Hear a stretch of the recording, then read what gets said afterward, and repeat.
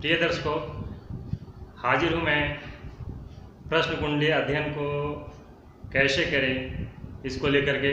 आज का वीडियो बहुत ही महत्वपूर्ण है। इसके बिना हम प्रश्न कुंडली को अध्ययन करने में संभव नहीं है, क्योंकि यह बहुत ही महत्वपूर्ण जानकारियाँ हैं। तो आइए आज मैं आपको इसके बारे में बतलाता हूँ। तो इससे पहले जो हमारे चैनल पर नए हैं वे सब्सक्राइब करें और बेल आइकन को प्रेस करें, जिससे उनका नए वीडियो का नोटिफिकेशन मिलता रहे। आज ग्रहों के तत्वों के बारे में जानकारी दें और राशियों के तत्व क्या होते हैं उनके बारे में जानकारी दें, ग्रहों का दृष्टि क्या होती है उसके बारे में जानें। और बहुत ही महत्वपूर्ण एक कुंडली चार्ट है, जिससे हम ये जानेंगे कि कुंडली का कैसे निरूपित करें कि कहाँ से कैसे होती है, सूर्योदय और सूर्यास्त कुंडली के माध्यम से कैसे देखें, रात्रि के माध्यम और दिवस क्या है उसको माध्यम को जानें। एक कुंडली चार्ट है। कुंडली चार्ट में ये हाउसेस है, 1 2 3 4 जो नंबर लिखा हुआ है वो उसके घर का निरूपित करते हैं। ये 12 भाव होते हैं। तो ये 12 भाव में प्रथम भाव है, द्वितीय भाव है, तृतीय भाव है, चतुर्थ भाव है, पंचम भाव, छठे, सातवें, आठवें, 9वें, 10वें, 11, 12 भाव। ये एच लिखा हुआ है, घर का निरूपित करता है, ये भाव को निरूपित करता है। तो ये जो चार्ट है, ये जो आपके सामने चार्ट दिख रही है, ये जो चार्ट का ऊपरी भाग होता है उत्तराभिमुख होता है, यानी उत्तर की ओर। मानचित्र में भी उत्तराभिमुख ही होता है। जो ऊपरी मानचित्र ऊपरी भाग होती है वो उत्तराभिमुख ही होता है। तो उसी के अनुसार ये लग्न चार्ट जो होता है, ये जो चार्ट बनती है कुंडली चार्ट, वो उसी के हिसाब से बनती है। तो ये उत्तराभिमुख हो गया, यानी उत्तर दिशा हो गया, ये दक्षिण दिशा हो गया, ये पूर्व दिशा हो गई और ये पश्चिम दिशा हो गई। प्रथम भाव है, इसको सप्तम भाव, इसके बीच से एक लाइन हम खींचेंगे, ये तो 2 भाग में हो गई, एक इधर हो गया, एक इधर हो गया, 2 भाग हो गई। जब इसको बीच से एक लाइन हम खींच देंगे तो ये पूर्वी भाग जो हो गया, एक भाग हो गया, एक पश्चिम भाग हो गया। तो जो पश्चिम भाग आपको दिख रहा है ये दाहिना तरफ निरूपित करता है और ये पूर्वी भाग जो है ये बाईं ओर निरूपित करता है। मान लीजिए कि ये द्वितीय भाग जो है ये दाहिने बाजू या दाहिने हाथ को निरूपित करता है। तीसरे, चौथे, 5वें, छठे और 7वें को आधा भाग ये दाईं तरफ दायां भाग को निरूपित करेगा। इसी तरह 7वें से आधा आगे बढ़ेंगे, 8वें, 9वें, 10वें, 11वें, 12वें और एक का आधा भाग ये बाएं भाग को निरूपित करता है। तो ये हम जाने, ये प्रथम भाग जो है यहाँ से किसी भी घटना को होने का समय प्रदर्शित करता है। प्रथम भाग से सूर्योदय के समय अगर घटना हुई है तो प्रथम भाव को हम उसको जानेंगे, उसी से हम समझेंगे कि वो घटना के बारे में समझ पाएंगे कि क्या हुई है। उसी तरह से आगे हम बढ़ेंगे तो जब हम दायां तरफ बढ़ेंगे तो ये मध्य रात्रि को प्रदर्शित करती है और इससे ठीक 7वें सप्तम भाव जो है ये सूर्यास्त को प्रदर्शित करती है।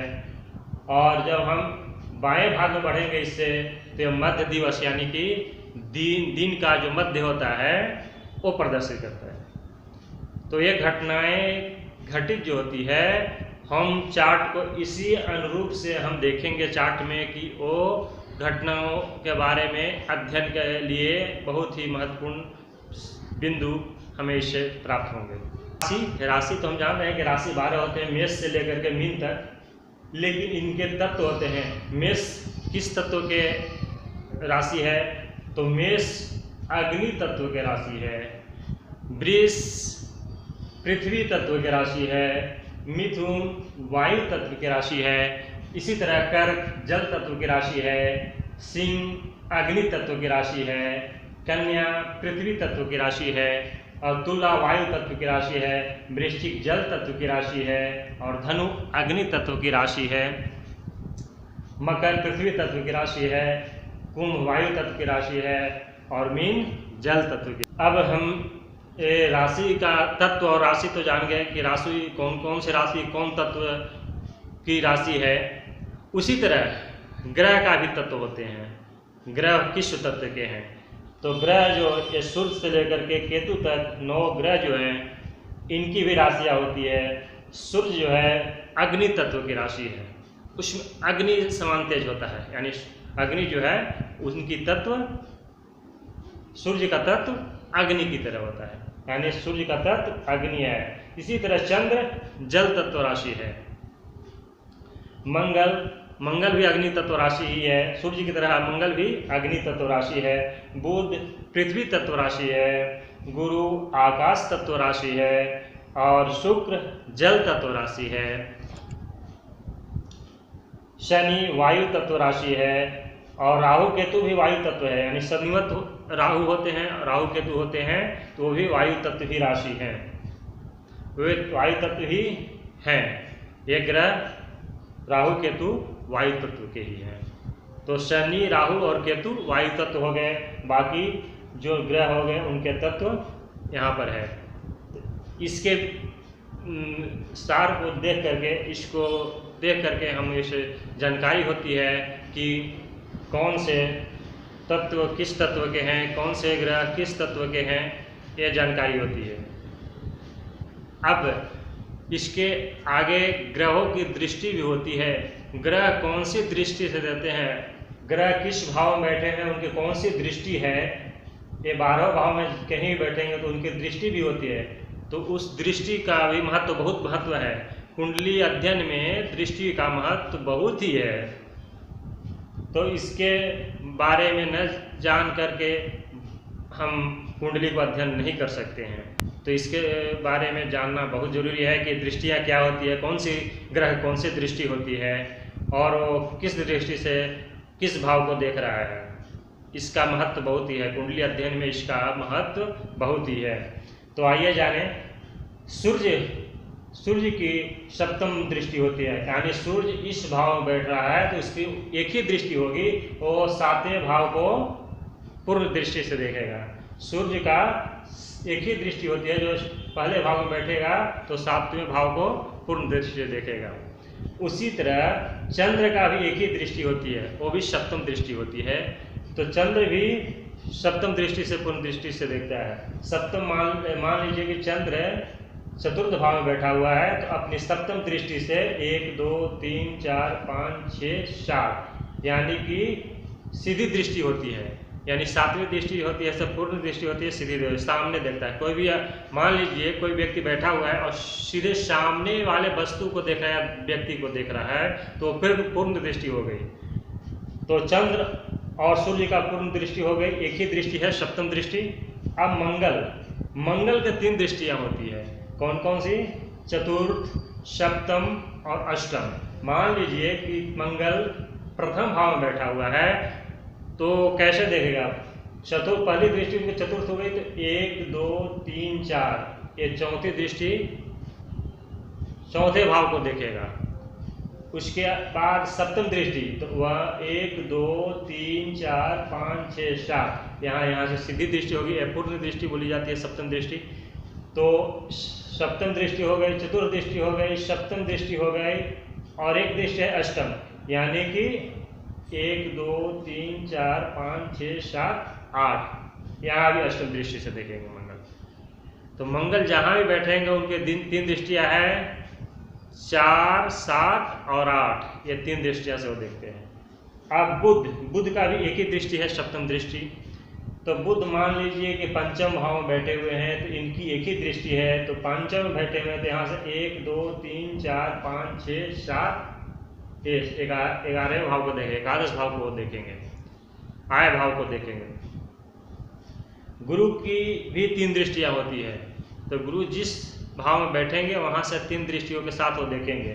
कौन कौन सी दृष्टि है? पंचम, सप्तम और नवम, 3 दृष्टियाँ होती हैं। तो मान लीजिए गुरु तीसरे भाव में बैठते हैं तो यहाँ से पंचम दृष्टि 1 2 3 4 5, इस सप्तम भाव को देखेंगे। 8 9, नवम भाव को भी सप्तम दृष्टि से नवम भाव को देखेंगे। 8 9, नवम दृष्टि से एकादश भाव को देखेंगे। तो सूर्य की गुरु की 3 दृष्टियाँ, माफ कीजिएगा सूर्य बोल दिया मैंने, गुरु की 3 दृष्टियाँ होती है और पंचम, सप्तम और नवम। अब शुक्र, शुक्र का भी एक ही दृष्टि होती है, सप्तम दृष्टि। तो शुक्र जिस भाव में बैठेगा तो वहाँ से सप्तम दृष्टि यानी पूर्ण दृष्टि देगा। मान लीजिए शुक्र दसम भाव बैठे हुए हैं तो यहाँ सप्तम दृष्टि हो गई, 1 2 3 4 5 6 7, यानी चतुर्थ भाव को पूर्ण दृष्टि से देखेंगे। सप्तम एक ही दृष्टि है, सप्तम दृष्टि, और चतुर्थ भाव को देखेंगे। और शनि, शनि की भी दृष्टि होती है, शनि की दृष्टि होती है तीसरी, सप्तम और दशम, यानी तृतीय, सप्तम और दशम, 3 दृष्टियां होती है शनि को। मान लीजिए कि शनि सप्तम भाव में बैठा हुआ है तो यहाँ से तीसरी दृष्टि डालेंगे तो 1 2 3, तीसरी दृष्टि नवम भाव पर डालेंगे, 4 5 6 7, सप्तम दृष्टि लग्न भाव पर डालेंगे यानी प्रथम भाव पर डालेंगे।